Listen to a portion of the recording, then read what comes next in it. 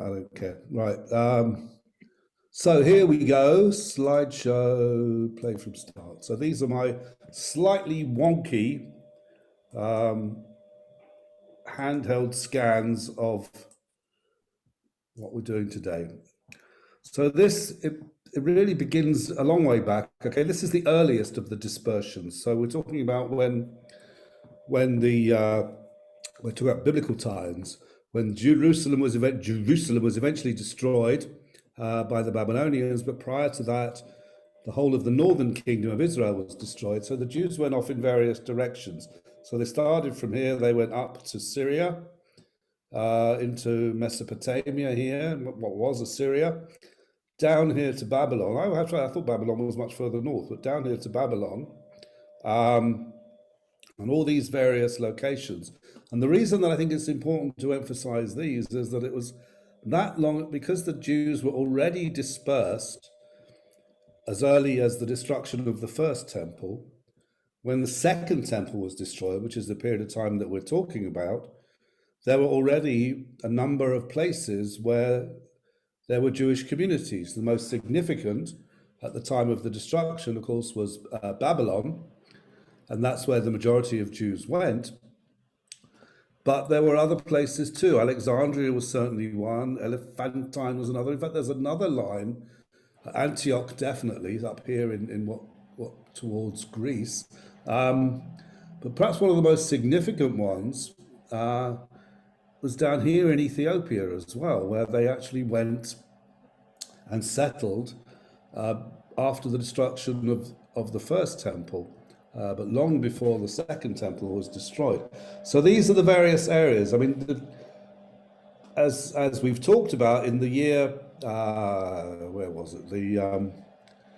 It's about 520, when the Babylonian Empire was overthrown by the Persian Empire, and a lot of Jews came back to Jerusalem.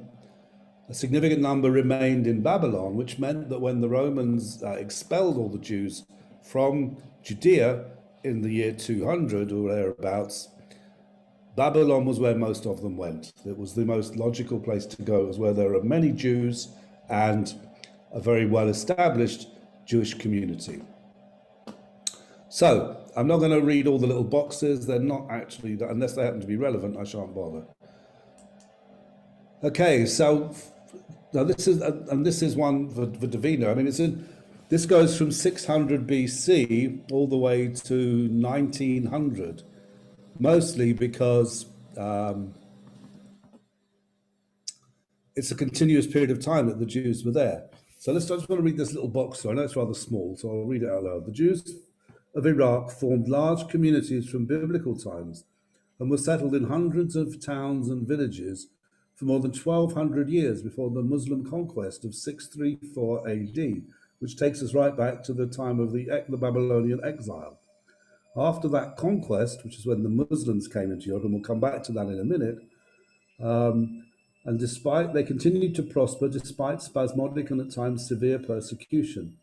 In 800 AD and again in 850, they were subjected to heavy taxation, restrictions of residence, and forced to wear a yellow patch on their clothing. In 1000 AD, they were subjected to severe oppression, including punitive taxation. In 1333, the synagogues of Baghdad were destroyed and much property looted.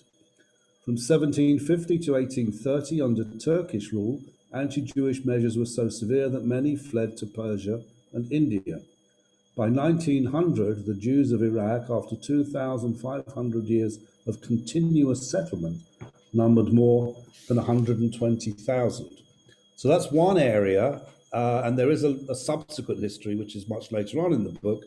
But the reason that this one comes in this location and takes us all the way up to 1900 is simply because as it says, the time that Jews were present in Iraq continuously goes all the way back to 600 BC, give or take, which was when the Babylonian conquest first began. Okay, and here's the Jews of Persia, just a bit further up the road. So this is Iran now, and again, a lot of history here, starting So where are we? There's a large Jewish community from 500 BC. So again, many Jews in this area from the earliest expulsions, or not expulsions, so the diasporas after the destruction of the kingdom of Israel, and then particularly the destruction of Jerusalem. Many of them went in this direction. So let's have a look at some of the large Jewish community from 500.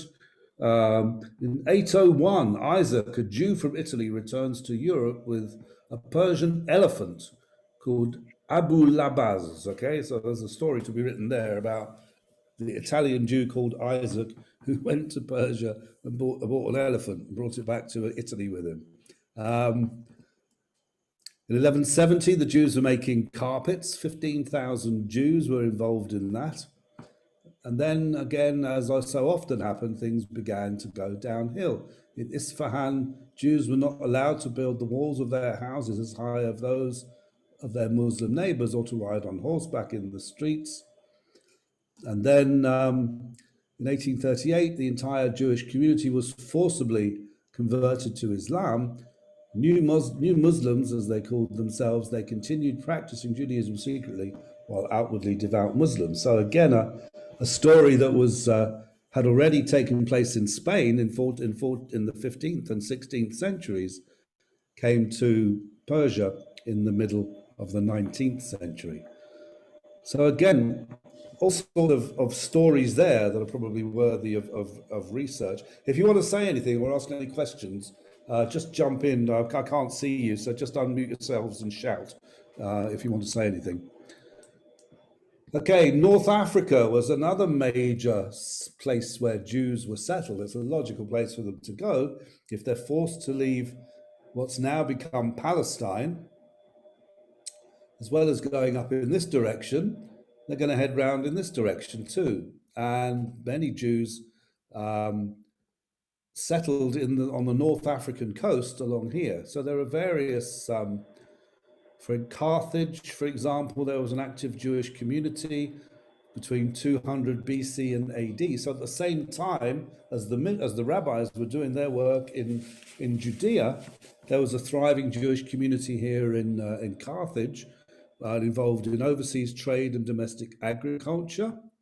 The area in Tunis in 534, anti-Jewish legislation forbids Jewish practice throughout the Byzantine Empire. And here's the summary at the top. Look, for more than 1,000 years before the Arab conquest, Jews lived in flourishing communities throughout the North African coastal area. Sometimes welcomed, sometimes merely tolerated, sometimes savagely persecuted. They created vigorous trading communities and contributed substantially to the commercial, economic, and cultural life of the towns in which they lived. Now that's quite an important piece. That the fact is that this is the area from which Sephardi Judaism is going to emerge. All of these shaded areas here where Jews were settling up until around the year 300. I mean, that's the stage we're looking at. This is where these are going to be Sephardi Jews. This is that coastal location, and being in that coastal location gives them access, as we saw from the Carthage community, gives them access to trade and agriculture and other people. I mean, if you live in a port, if you live on the coast, you are going to encounter a whole variety of people, far more so than you will do if you live in the middle, if you live landlocked in the middle of a continent. And within those places, you've also been pushed into ghettos. We'll discover more about them later. Now, stopping at the year 750 is because the Arab conquest, okay, we'll find the emergence of Islam in history, in European history, and Arabian history as well, is about to arrive at that point. So up until then, and there is I think I've got a better map that tells us what the situation was, but that's not it. We'll come back to that one, I think. Okay, so this seems to be going backwards a bit, but it's quite interesting to see where by 300 AD. So this is 230 years, so more than 2 centuries after the destruction of the temple, and 100 years after the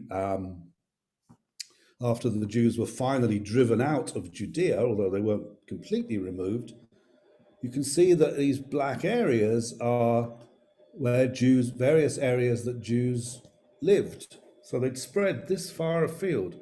Here in Carthage, that's the area we just mentioned on North Africa, but they're all over the place. You know, they're here in Alexandria and Egypt, around here. This is what's left of Judea here. Can you see my cursor, by the way? Somebody just say yes. Yes. Yes.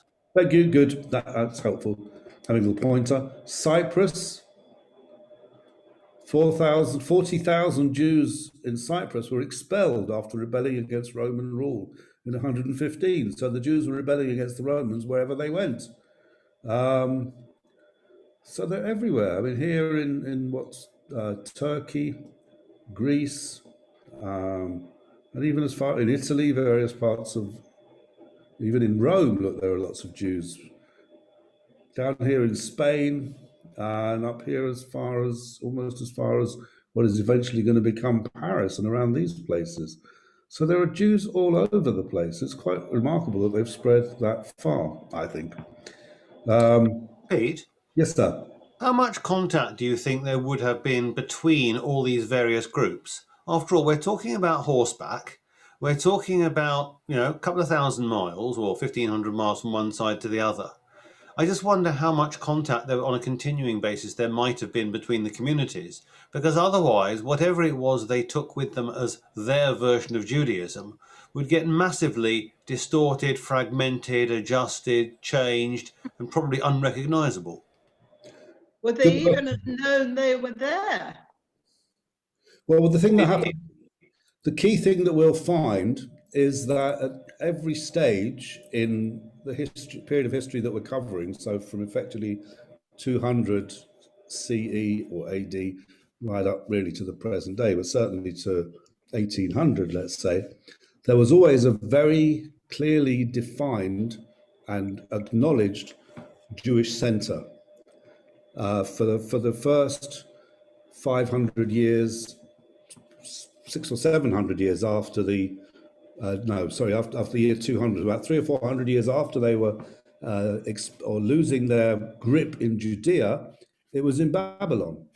So any questions that you had about religious practice, and this was how Judaism worked, it worked on questions and answers. And if the question was too difficult for your local rabbi to answer, then you would send someone and they would make the journey all the way from, say, here or here over to here in Persia to get the answer from the official rabbis over there in Persia and what was Persia and around Babylon way down here.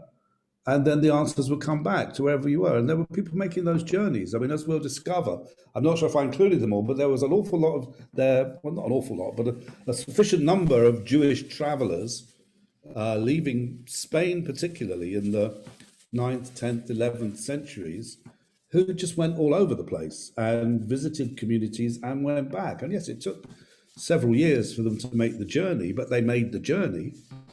And there were, by the time, the other thing I suppose is that there was enough spreading of literature and awareness of custom and practice to mean that actually the differences were not as significant as you might think.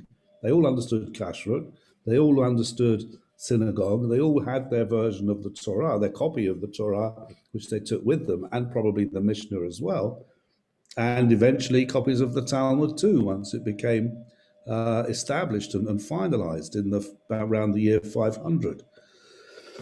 And then the rabbis, there would be a rabbi if the community was large enough and the rabbi was bright enough or intelligent enough or knowledgeable enough, then the rabbi would have his copy of the Talmud, and although he'd make his own interpretations of it, he would be bound by much of what was in it. So there was a remarkable homogeneity, that's a good word, there were no significant variations because everybody had a sense and an awareness of what Jews were. Traders moved around as well, didn't they? And the traders carried. Well, that was part of it, and particularly for the Jews who were settled on the coasts, for the Sephardim, which were the majority in the first sort of 600 years after we started counting forwards. They would have been in touch with each other through the various trading routes that existed. Yeah, that's true. So there was a remarkable cohesion, if you like, between Jewish communities, despite the distances and despite the times that it would take to cover those distances and the lack of email. They really, they were able to share many. I mean, look at some of this figure at the top here. By 300 AD, the Jews had settled in every part of the Roman Empire except Britain. They were guaranteed freedom of religion, were allowed to practice Jewish law in disputes between Jews. They were exempt from military service. There were probably at least 3 million Jews in 300 AD, 1 million of whom lived west of Macedonia, which puts them this end. So in Europe, they're already spreading that way as well. So there's more, I think there's more cohesion than we really might think. I mean, I thought this is quite an interesting one, because this is where, once Christianity took a hold, a lot of Jews were forcibly converted. Sorry.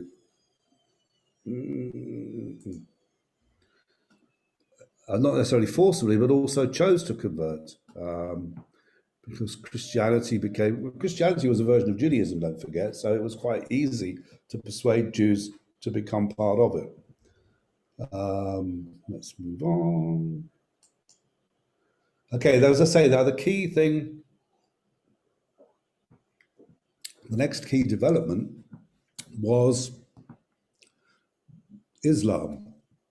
And when Islam started, hello, Alice Tibble. When Islam started, it spread very quickly from its base in Arabia, which would have been kind of around here, and maybe further down this way, and then began to take hold in a whole variety of places. This black line is the extent of Islamic expansion, if you like, all along the Caspian Sea and the Black Sea down here, and then over this end, parts of Spain. This is probably the most significant.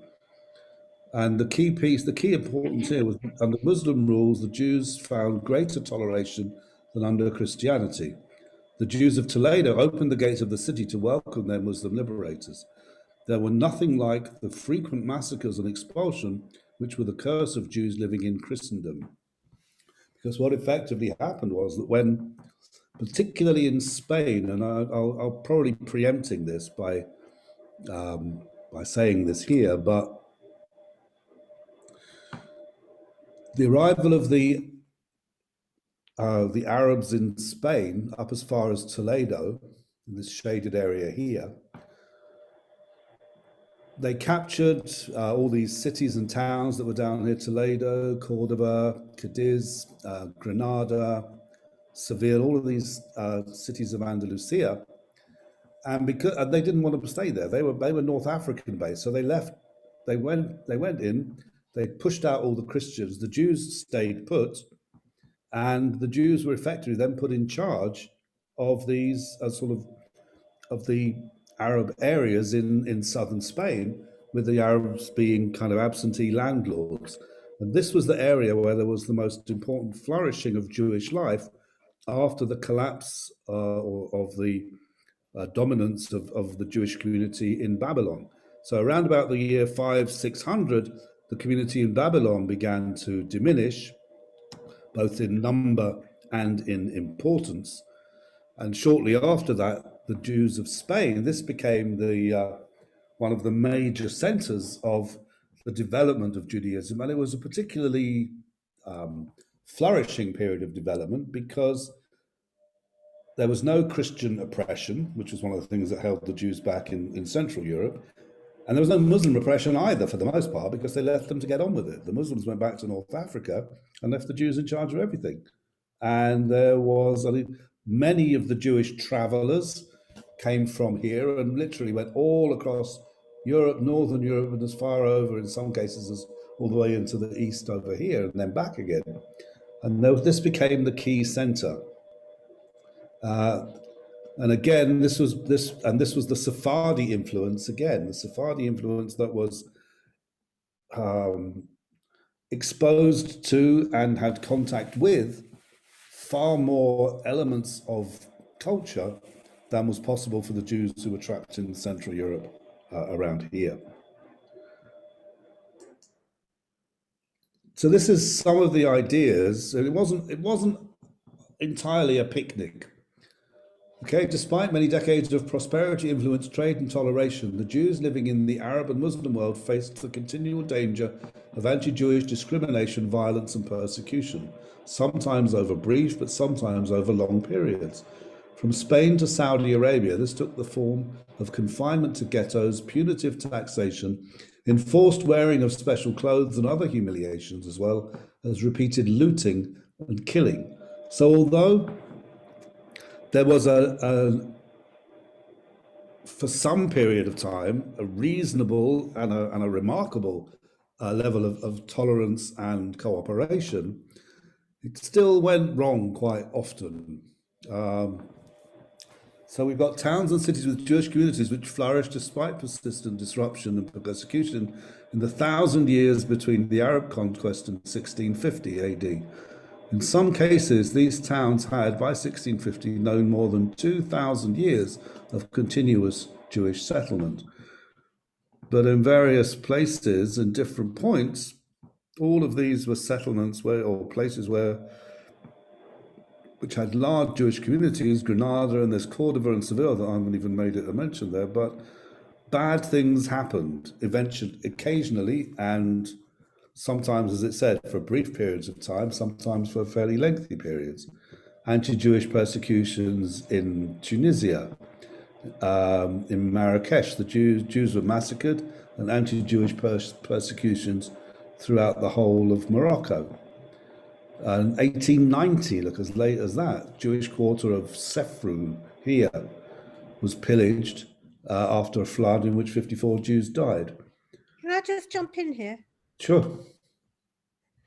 It seems to me that they've been victims throughout these centuries. Is it because they were outnumbered, or is it because they were very passive and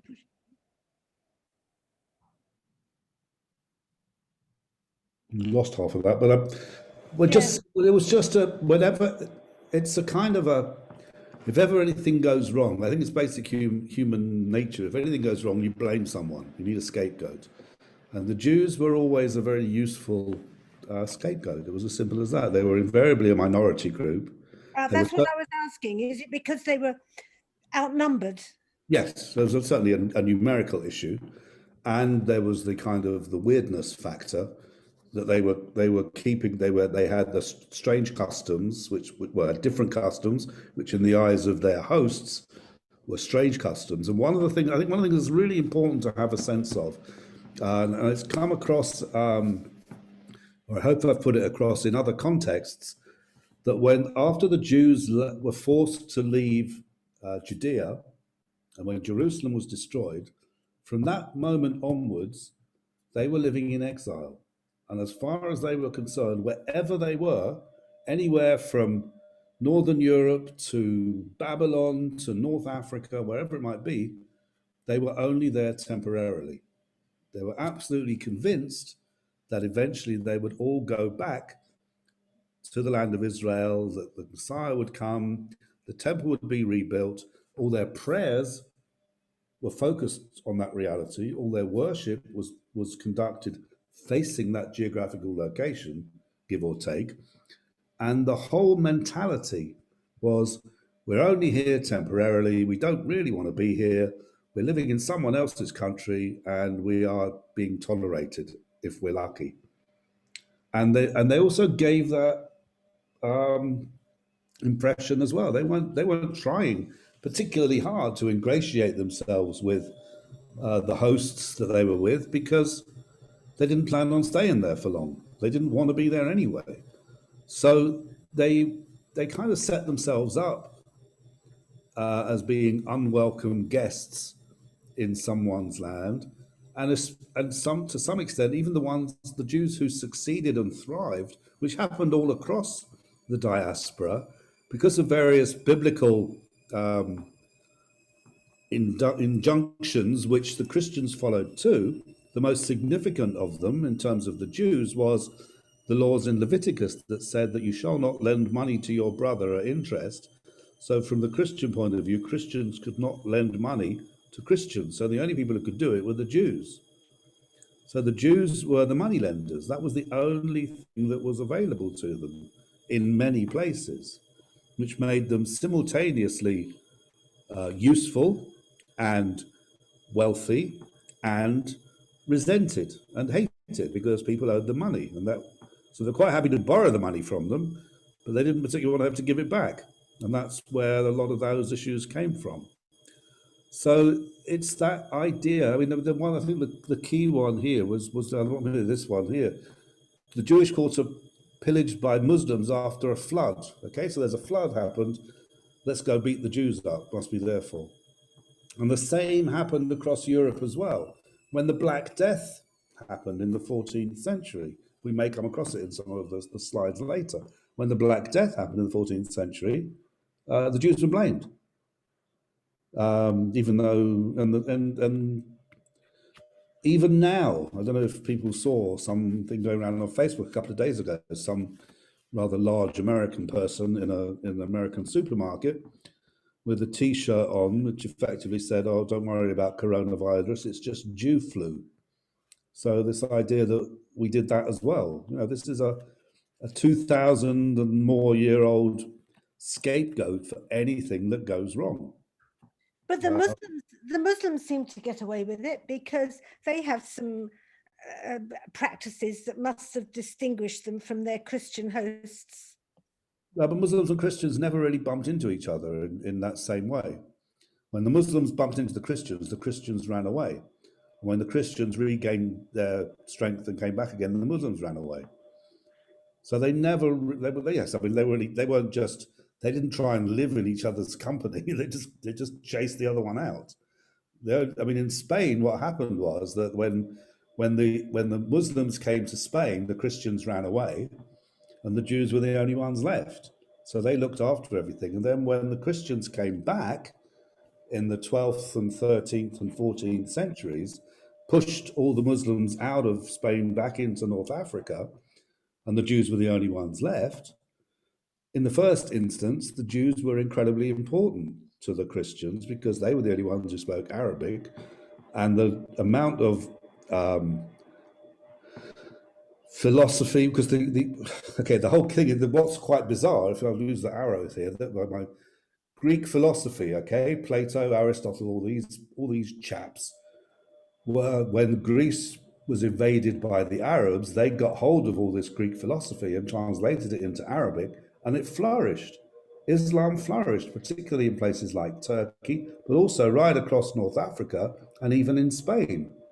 So, the Jews were in Spain, so they got hold of Aristotle and Plato and all these ideas in Arabic, okay, even though they'd originally been in Greek. The Christians come back, push the Muslims out, there's a cursor gone there, and the Christians say, "What's all this stuff in Arabic?" And the Jews say, "Well, we can tell you what it is." So the Jews were then responsible for translating Aristotle and other Greek philosophers into Latin from Arabic for the Christians in the 12th, 13th, and 14th centuries. And once they had done it, then they had no use anymore, and then they were beaten up and thrown out.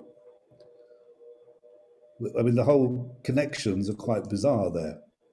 So here, with this, sorry. Go on. Let's go. It's changed. Under the Libya section, as late as 1860,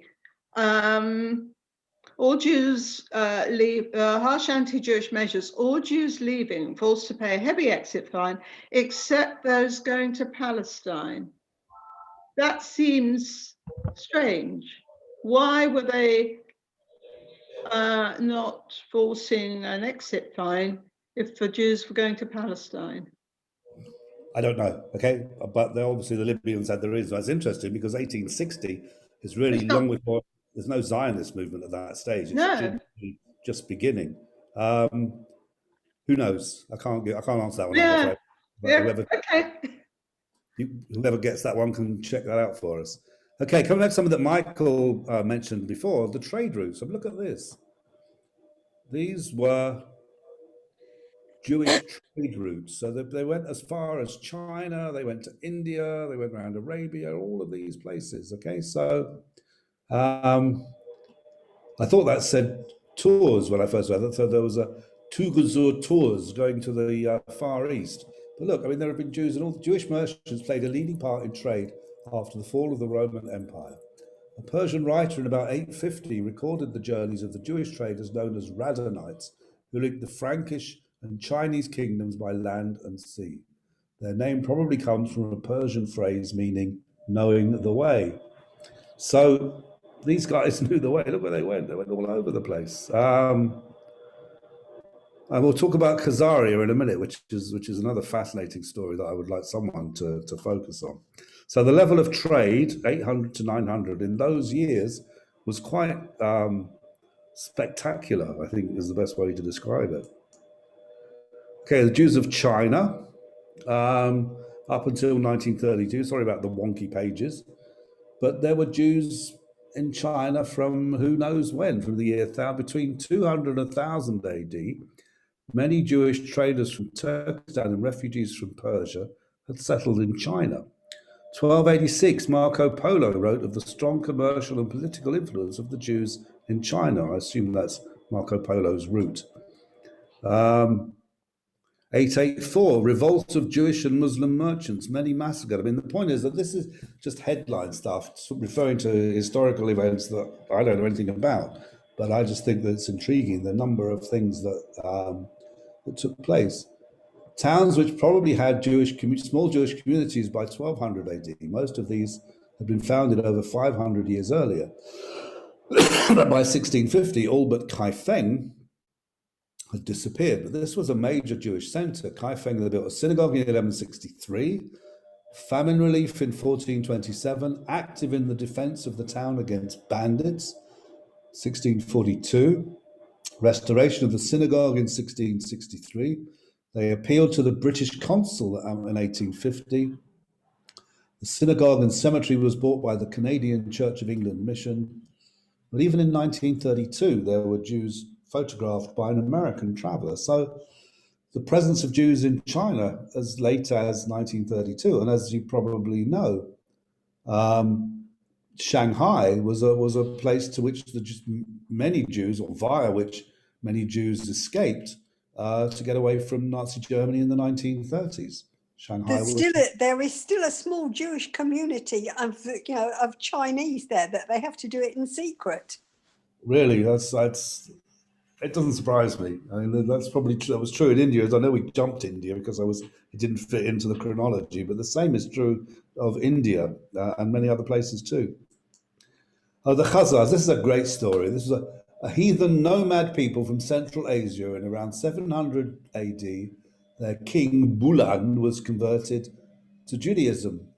A later king, Obadiah, see, he's got a biblical name, greatly strengthened Judaism, inviting rabbis into his kingdom and building synagogues. The Supreme Court consisted of 7 judges, 2 Jews, 2 Christians, 2 Muslims, and a heathen. Religious toleration was maintained for the kingdom's 300 years. Okay, so that's incredible. I mean, this is, the Muslims are here around Europe, going that far down. There's the Roman Catholics here. There's the Greek Catholics here. And then this huge bunch of Jews here that were to sort of maintained a Jewish presence for several hundred years, 300, maybe 400 years, and then it just kind of faded away. Presumably it was, what's his name? Come on. Brain dead. Would have been the Mongols anyway, who would have eventually overthrown all the various other religious groups there. I forgot his name. Never mind. Okay, so Genghis. that's him. Thank you. Genghis Khan would have got rid of that lot. But actually, that's a fascinating story. I mean, that's really worth. How did a group of people here get hold of Judaism and make it part of their culture and an integral part of it?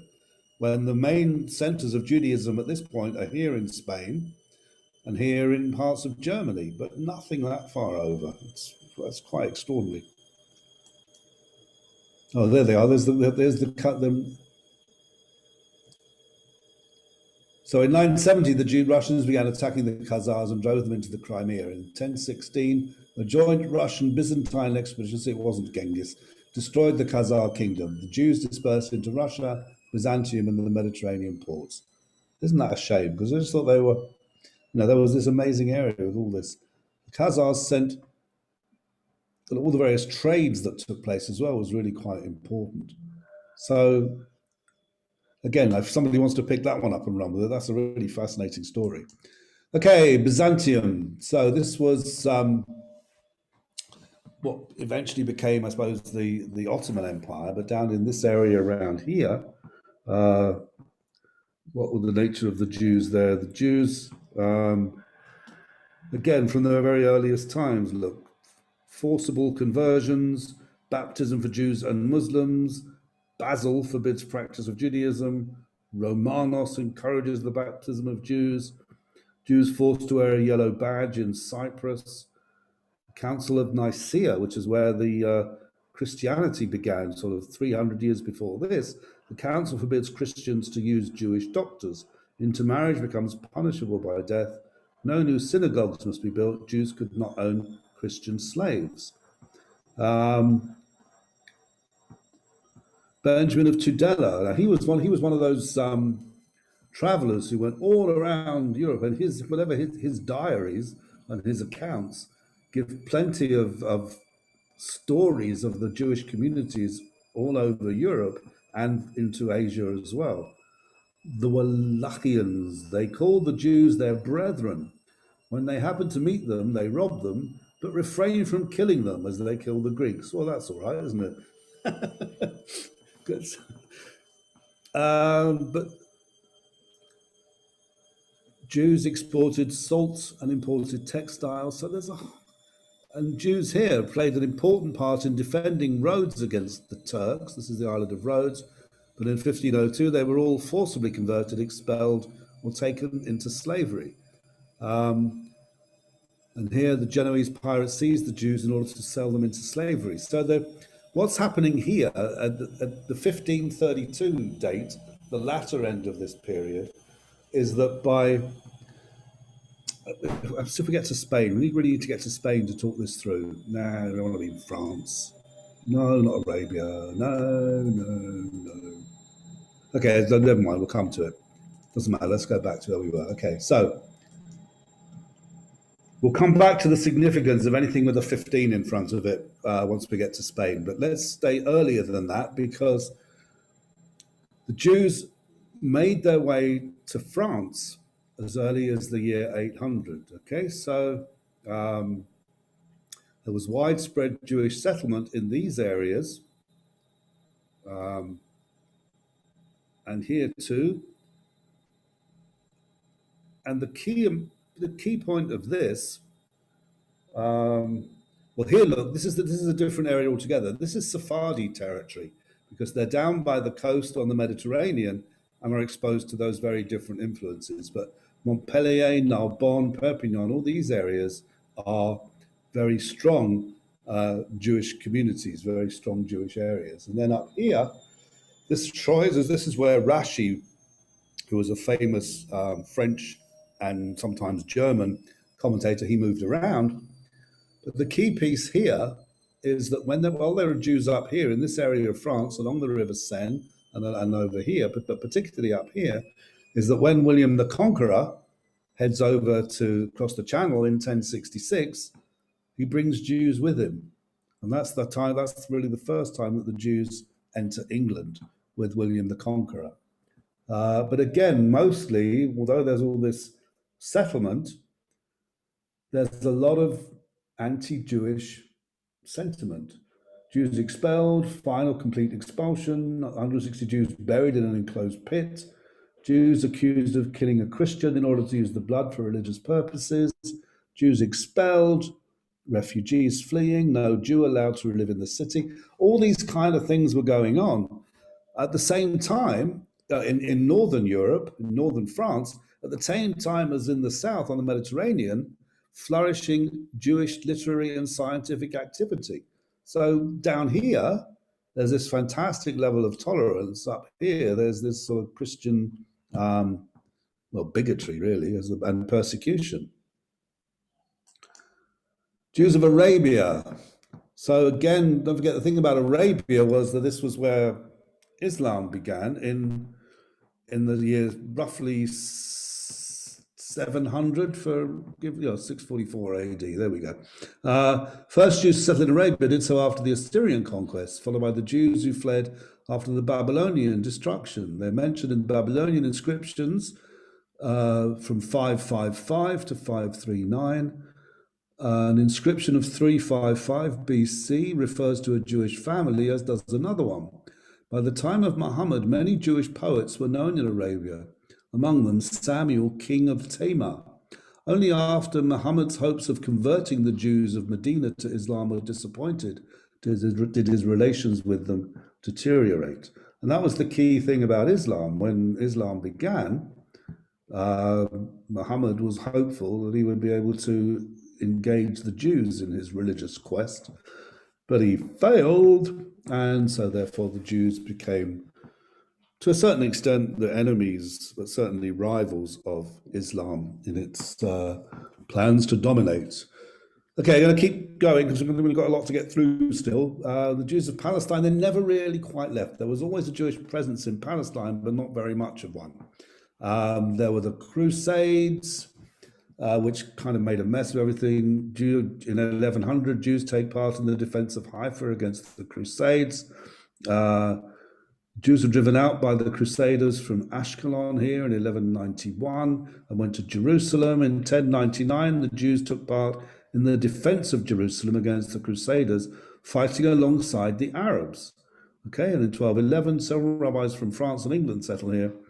1267, Ramban, a rabbi called Nachmanides from Spain, settles and establishes a synagogue. During the next 5 centuries, Jerusalem is reinstated as a center of Jewish learning, and by 1880, Jews formed the majority of the population in Jerusalem. And Jerusalem was its fate as being the center of all these various religions. It was conquered by Muslim Arabs in 637. 637 to 1099, the Arabs sometimes ill-treated and were sometimes tolerant towards their Jewish subjects. From 1099 to 1291, the Christian Crusaders mercilessly persecuted and slaughtered the Jews of Palestine. The Mameluke Muslims, who ousted the Crusaders in 1291 and ruled until 1516, at times encouraged Jewish settlement, and many Jews came to Palestine to escape from Christian persecution in Europe. After 1517, under the Ottoman Turks, the Jews of Europe continued to seek refuge in Palestine from Christian persecution and expulsion, despite spasmodic ill-treatment by their Muslim rulers.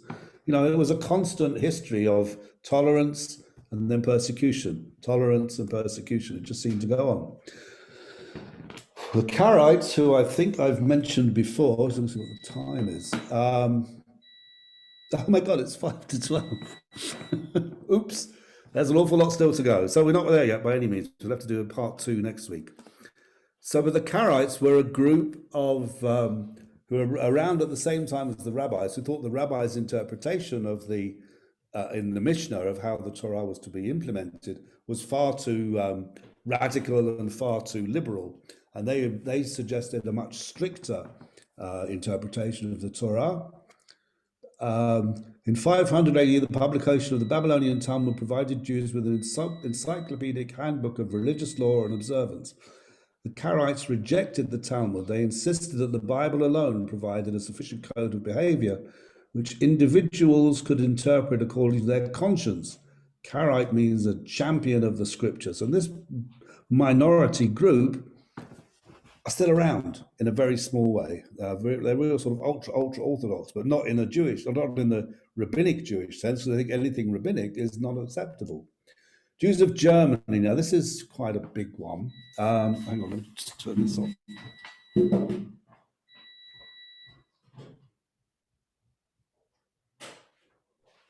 So the Jews of Germany, there were places where this was where they spread from up until while the Talmud was being produced in Babylon.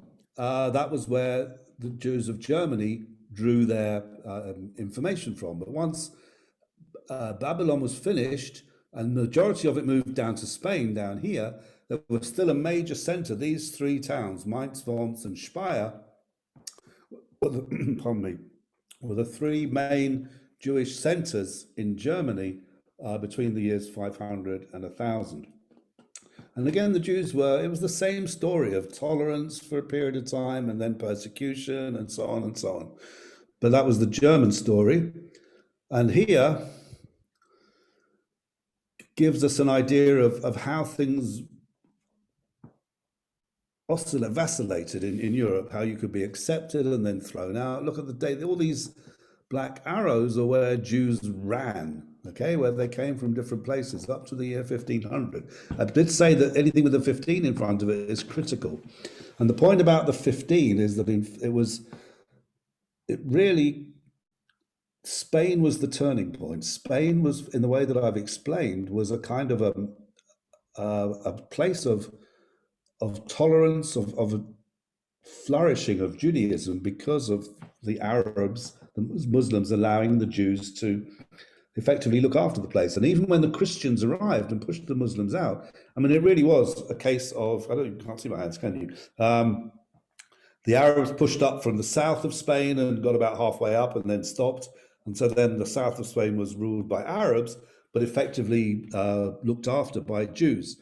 And then the Christians pushed back, and then once the Arabs had gone and the Christians occupied the south of Spain from 12th, 13th century onwards, then the point was that the Jews were necessary because they were translating everything from Arabic into Latin for the Christians to use. Once that job was done, the Jews were expelled from Spain, and that year was 1492.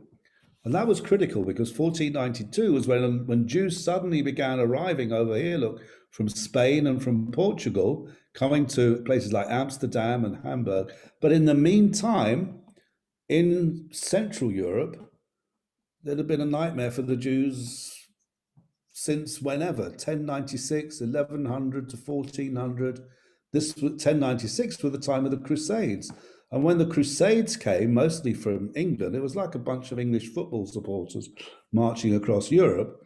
And they were going to Jerusalem to rescue Jerusalem from down here somewhere at the bottom of the screen, from the Arabs. And then as they're marching through, they think, well, wait a minute, we're going to take Jerusalem back from the infidel. But look at all these infidels here. Let's beat them up while we're on our way. So all the way across Europe, you can see the dates, 1212, 1215, 1205, 1349, 1510, 1571, 1349, 1543. So all of the Vienna, 1349, 1364, 1420. And I mentioned already the Black Death, which was 1347, 48. Again, the Jews were held responsible for that. And so again, were mercilessly persecuted. That's why you'd get the 1349 there and down here, and so on. And all these different Jews being pushed out and moving to different places all the way across European history. I'm going to stop there because that's quite a good place to stop. Let's see what was next.